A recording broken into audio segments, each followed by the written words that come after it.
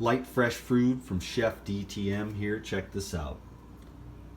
We've got a nice salad here with some mixed lettuce, tomato, cucumber, and then on top there is a macadamia nut mock taco meat, and then a couple of steamed potatoes, a golden Yukon, and some kind of red rose here.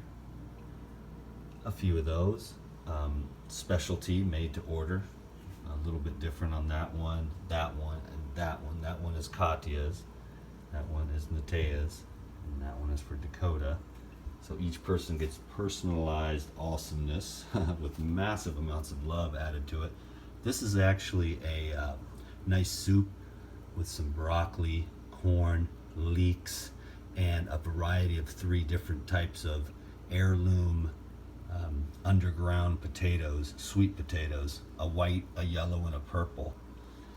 There's the romaine, a little cilantro on there, and some steamed potatoes.